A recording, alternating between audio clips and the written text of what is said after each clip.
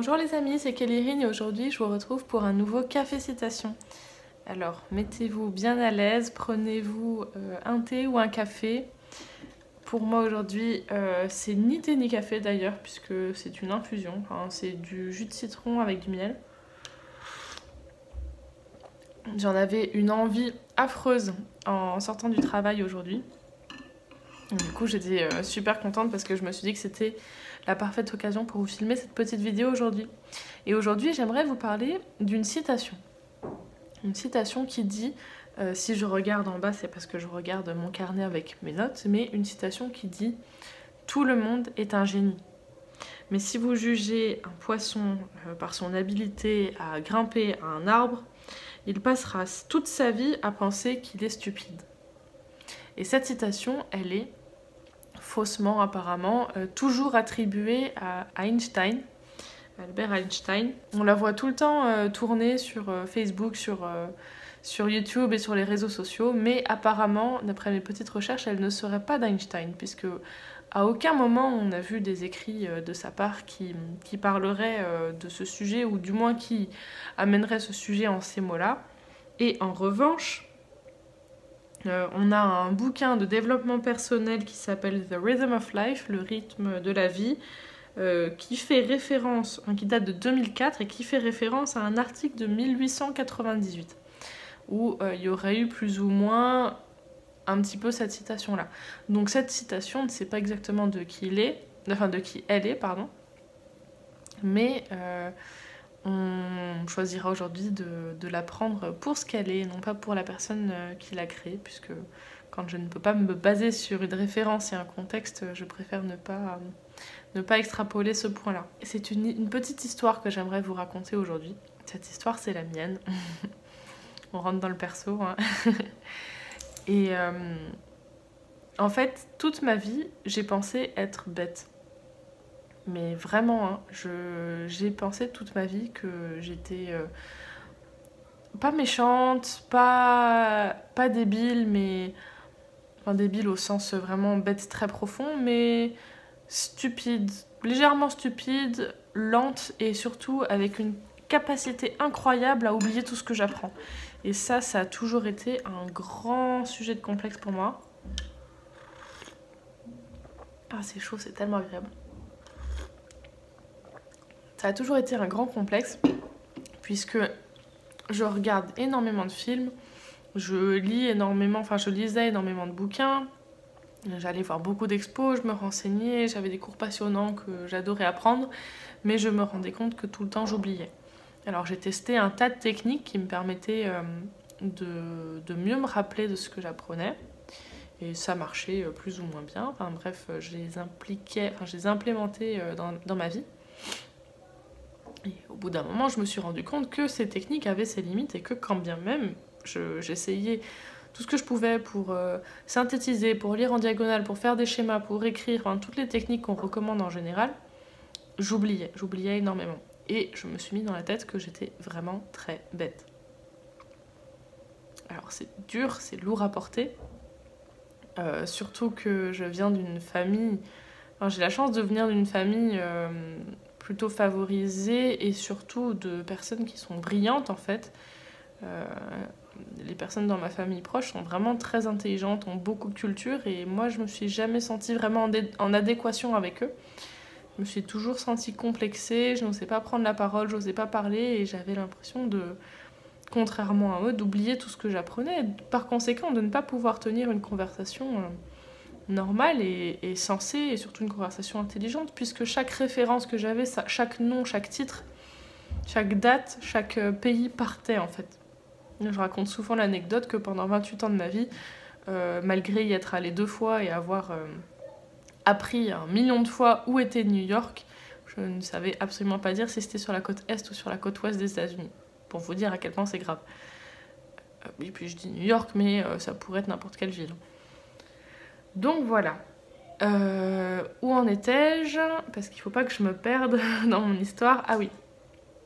Récemment, par le biais de ma psy, qui est un individu très très bien et avec qui j'avance très bien. Excusez-moi, il y a des bruits dans le fond, j'espère que ça dérangera pas trop à la vidéo. Je me rapproche, comme ça vous m'entendez de plus près. Avec ma psy, on fait un gros travail sur la découverte de soi parce que je sais que c'est ce qui m'a manqué pendant longtemps et qui me manque encore un petit peu aujourd'hui, même si j'ai fait des progrès. Et on a abordé la potentialité de faire un test cognitif ou un test qui est appelé le test de QI. Enfin, c'est comme ça qu'on le réfère la plupart du temps. J'ai au début beaucoup hésité, mais j'ai fini par accepter.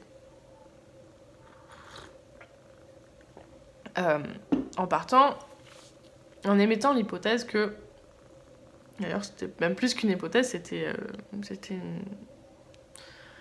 une idée très logique que si jamais je passais ce test, l'avantage c'est que même si, enfin c'est un gros stress pour moi, ça me fait peur, j'ai peur de l'échec, j'ai peur de passer pour une imbécile, etc. Mais et surtout la peur d'être lente, j'ai toujours pensé que j'avais aucune logique, etc. Je suis capable d'oublier comment marche un blender, enfin un appareil ménager dont je me suis servi pendant 3-4 ans.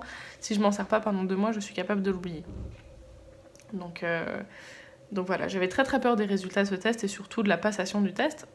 Mais ce que je me suis dit, je reviens à l'idée dont je parlais tout à l'heure, c'était que même si je le rate, et encore on peut pas rater un pareil test, mais vous voyez ce que je veux dire, même si j'ai des résultats bas, même s'il s'avère que j'ai en effet une déficience intellectuelle,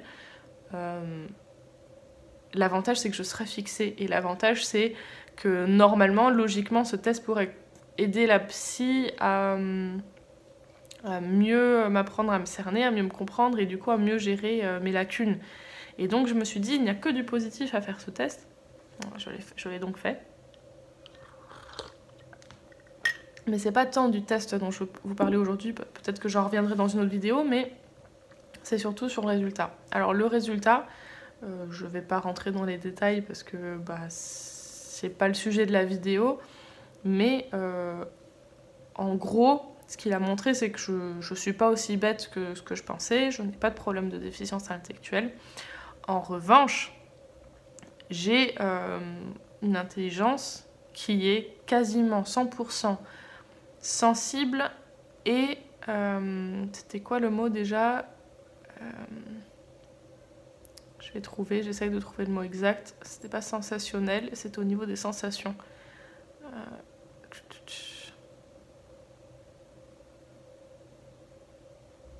Donc voilà, ce test m'apprend ceci et en fait, grâce à, enfin plutôt la psychologue qui a analysé mes résultats et ma façon de travailler m'apprend ceci. Elle me dit que Caroline, tu es complètement, enfin tout ce que tu retiens, c'est très focalisé sur les sens en fait.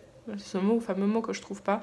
Donc les sens qui sont l'odorat, le toucher, l'ouïe, la vue, le goût, et aussi au-delà de ça, tout ce qui est température, tout ce qui est atmosphère, etc. Et en gros, apparemment, je retiendrai énormément d'informations à ce sujet-là, et aussi par rapport aux émotions. Je m'exprime très mal, c'est la première fois que je m'exprime à l'oral devant une caméra sur ce sujet, et c'est un sujet qui est très personnel pour moi, donc désolée par avance si c'est pas parfait, si mon élocution n'est pas parfaite.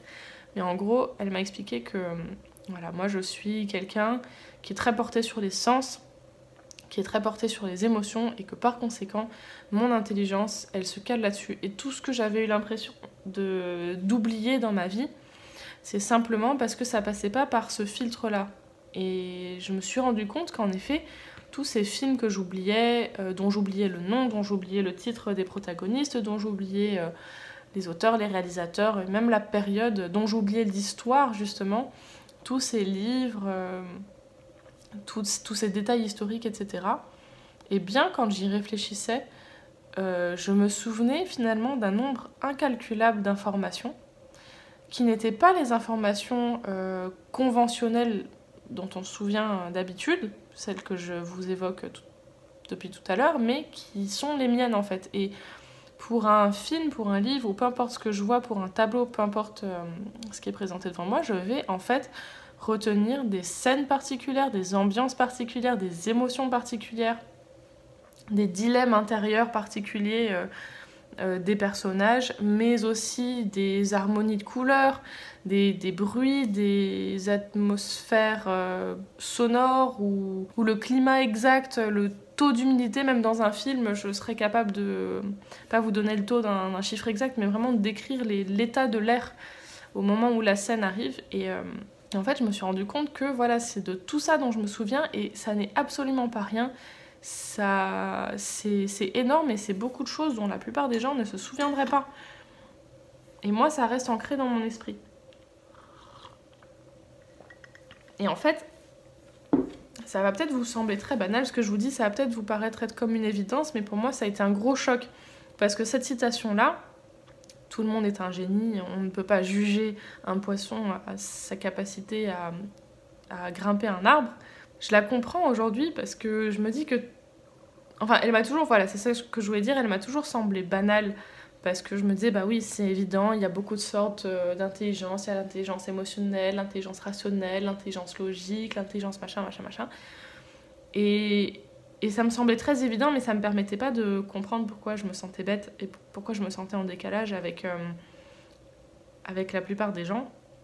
Et par contre, c'est cette révélation pour ce test-là qui m'a permis de me rendre compte vraiment de la portée de cette phrase, en fait. Parce qu'il y a toutes ces intelligences dont on parle tout le temps et qu'on se dit qu'on a ou qu'on n'a pas, mais finalement, il y en a tout un tas d'autres. Et quand moi, je me rends compte que ma mémoire de tout ce qui est sens et émotion est décuplée par rapport à une autre personne avec qui je pourrais parler, et que forcément, si on essaye de me faire parler de dates et de noms et d'histoires, bah, je vais me perdre parce que c'est simplement pas ce que je retiens. Je suis soulagée, en fait, parce que ça veut pas dire que j'en retiens moins, ça veut pas dire que je suis bête ou que mon cerveau marche pas, ça veut pas dire que je retiens pas les choses, c'est juste que je retiens des choses qui sont sensiblement différentes de ce qu'on est censé attendre de moi. Et cette révélation, elle m'a fait comprendre que du coup, si c'est comme ça que je fonctionne, il faut que j'aille à fond là-dedans, et il faut que j'arrête d'avoir des complexes, il faut que j'arrête de me sentir bête parce que je ne le suis pas, et que si je suis un poisson, bah, il faut pas me juger pour ma facilité à grimper à un arbre, puisque... je remets le téléphone parce que j'ai bientôt plus de batterie, voilà. Faut pas me juger à ma capacité à grimper à un arbre parce que j'y arriverai tout simplement pas. Voilà, donc ce que je vous invite à faire via cette vidéo, c'est vraiment vous questionner, réfléchir au plus profond de vous, et avoir vraiment conscience de ce pourquoi vous êtes fait, ce à quoi vous êtes fort, ce qui vous semble facile, etc. Et surtout, le message que j'aimerais vous faire passer via cette petite histoire qui était finalement très personnelle, c'est que vous ne vous en doutez peut-être pas, vous n'avez peut-être pas conscience des forces que vous avez, mais vous en avez. Moi, j'ai vraiment cru que j'étais complètement bête toute ma vie. J'ai passé ma vie en décalage comme ça. Et le fait d'avoir cette révélation, ça m'a permis de me sentir plus proche de ma famille, plus incluse, plus proche de la société, plus proche des gens en général. Parce que je m'en suis rendu compte que, ok, certes, je comprends et je retiens les choses de façon peut-être un peu différente, ce qui fait que je suis lente parfois, que je retiens pas les choses parfois, mais j'ai quand même une richesse qui est grande et dont je dois profiter et que je dois mettre en valeur, et qui justement est différente de celle des autres, donc qui me met aussi un petit peu de côté, mais sans forcément que j'ai à me dénigrer, sans forcément vouloir dire que je suis pas aussi bien que les autres. Et ça, peu importe où vous êtes dans la vie, peu importe ce que vous ressentez, peu importe votre image de vous, je peux vous dire qu'il y a forcément quelque chose comme ça. Il y a forcément quelque chose en vous qui est caché, une force que vous avez dans laquelle vous pouvez puiser pour prendre des décisions dans vos vies, pour savoir ce que vous voulez, ce qu'il faut que vous fassiez. Et si vous questionnez, si vous ne savez pas où aller, réfléchissez vraiment en premier à ces forces-là, parce que c'est elles qui vous guideront et c'est elles qui vous permettront vraiment de comprendre ce que vous avez apporté à ce monde. Et ça, c'est un cadeau inestimable. Voilà, je vous fais très gros bisous et je vous dis à demain pour une nouvelle vidéo. Ciao!